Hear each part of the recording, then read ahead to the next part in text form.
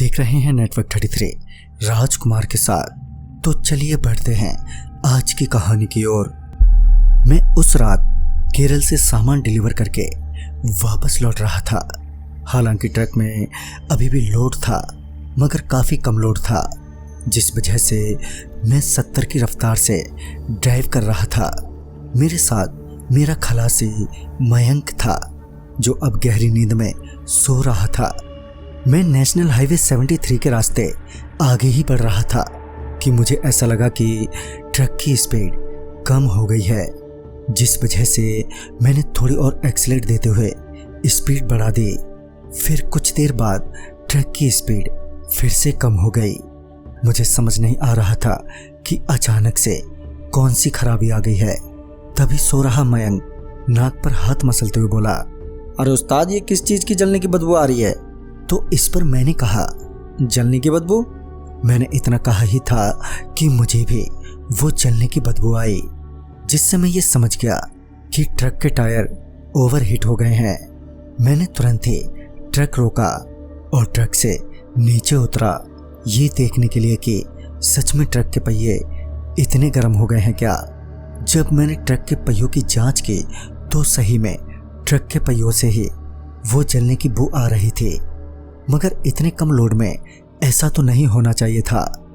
मैं यही सोच रहा था कि तभी मयंक चिल्लाते हुए बोला, अरे उस्ताद, ये क्या है हमारे ट्रक में? जब फिर मैंने ट्रक के पीछे जाकर देखा तो पाया कि हमारा ट्रक ओवरलोडेड है।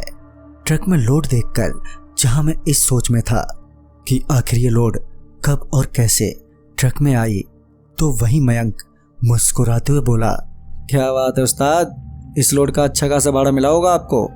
इस पर मैंने उसके सर पर चपेट मारते हुए कहा, अबे पागल है क्या, मैं तो खुद हैरान हूँ इस लोड को देखकर। मगर मयंक को मेरी बातों पर जरा सा भी यकीन नहीं हो रहा था। उसे अभी भी यही लग रहा था कि मैं सारा भाड़ा अकेले ही चढ़ कर जाऊंगा।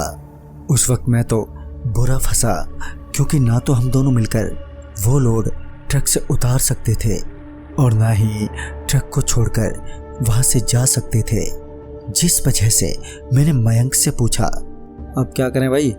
इस पर मयंक ने कहा, क्या करें, जहाँ का लोड लिए हो चुपचाप से वहीं चलो।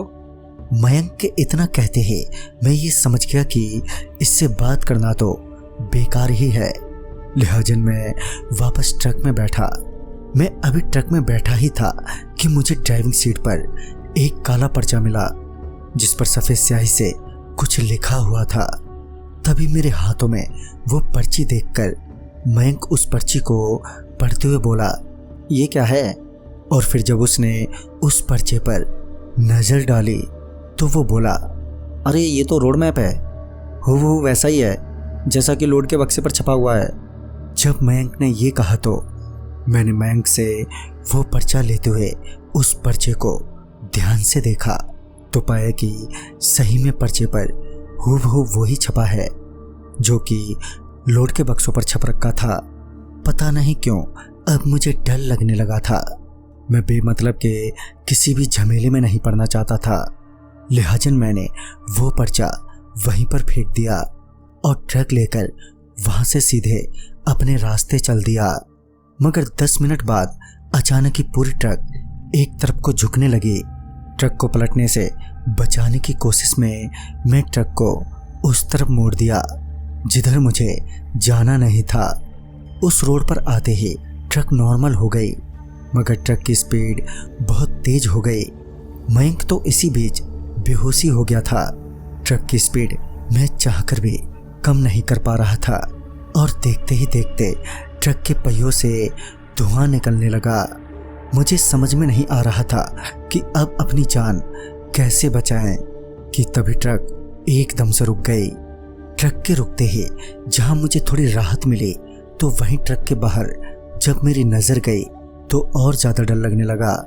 सामने एक खंडर हो चुकी फैक्ट्री के टूटे हुए एक मेन गेट पर एक आदमी जो कि सर झुकाए खड़ा था, उस पर नज़र पड़ी। पहले कुछ देर तो मैं ट्रक में ही बैठा रहा, फिर जब उसने इशारा किया तो मैं डरते डरते ही सही मगर ट्रक से उतरा। और फिर जब मैं उस आदमी के पास पहुंचा तो उसने मुझे एक और पर्चे मेरे हाथ में थमाते हुए कहा, जाओ। उसके जाओ कहते ही मैं ट्रक में बैठा और ट्रक उस फैक्ट्री से आगे निकाल ली।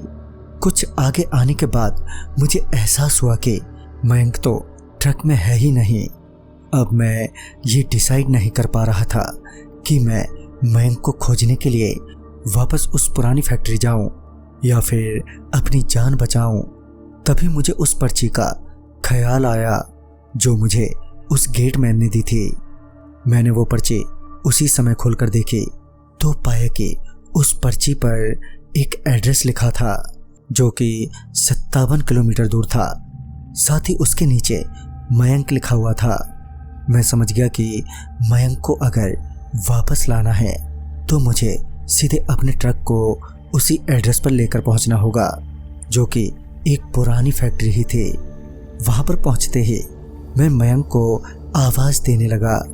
मैं अभी मयंक को आवाज ही दे रहा था कि मेरा ट्रक अपने आप ही उस पुरानी फैक्ट्री में दाखिल हो गया और मैं वहीं बाहर खड़ा ट्रक और मयंक के आने का वेट करने लगा।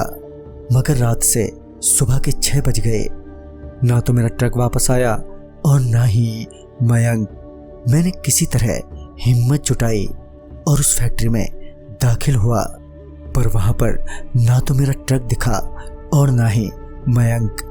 कुछ घंटों बाद मैं वापस लौट आया और जब ये सारी बात मैंने दूसरों को बताई तो उनमें से बहुत से ने तो मेरी बात पर विश्वास ही नहीं किया। तो वहीं कुछ लोगों का कहना था कि उस रास्ते पर जो पुरानी फैक्ट्रियां हैं वो आज भी व्यापार करती हैं, मगर क्या कारण है और ऐसा क्यों होता है ये किसी को भी आज तक नहीं मालूम। तो दोस्तों इस कहानी में बस इतना ही। तब तक के लिए बाय एंड टेक केयर।